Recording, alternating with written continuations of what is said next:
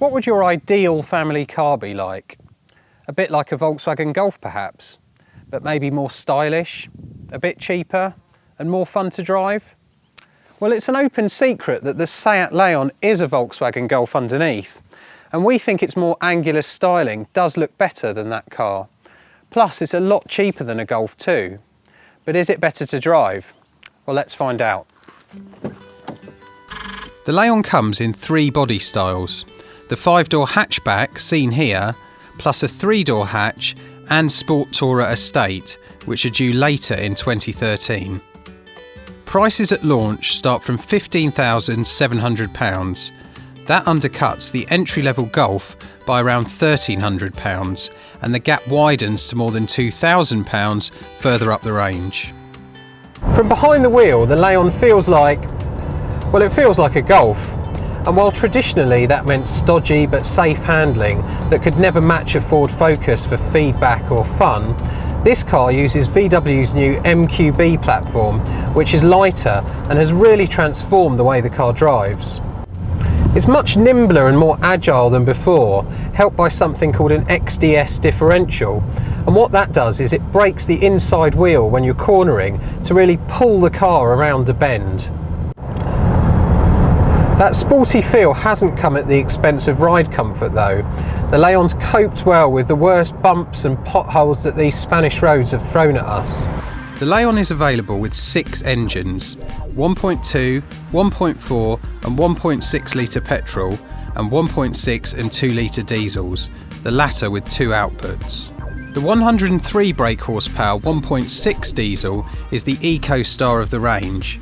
Seat claims fuel economy of 74.3 miles per gallon and CO2 emissions of 99 grams per kilometre, meaning free car tax.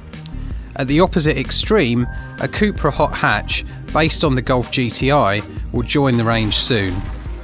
The car I'm driving at the moment is the 140 bhp 1.4 litre petrol.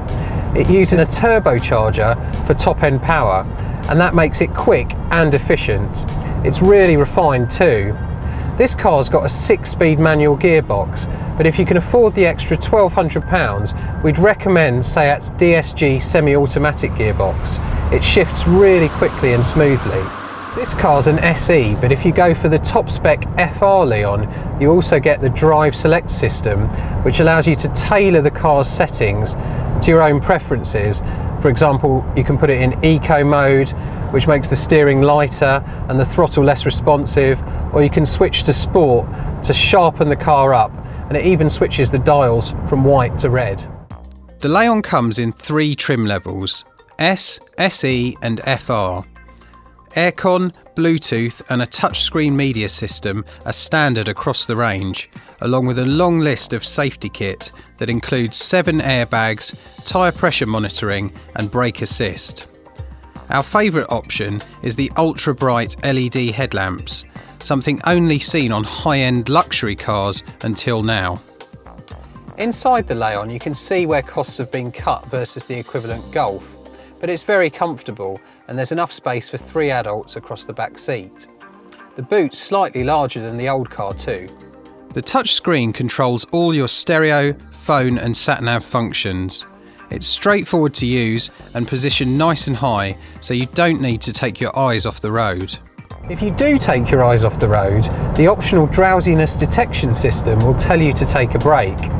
Plus there's this camera here at the top of the windscreen that monitors the road ahead and can tell if you're drifting out of your lane on the motorway. If you do, it makes small inputs to the steering to get you back into line. Seat generally scores well for reliability and owner satisfaction in the Which Car survey, and the old Leon was one of our favourite cars in this class.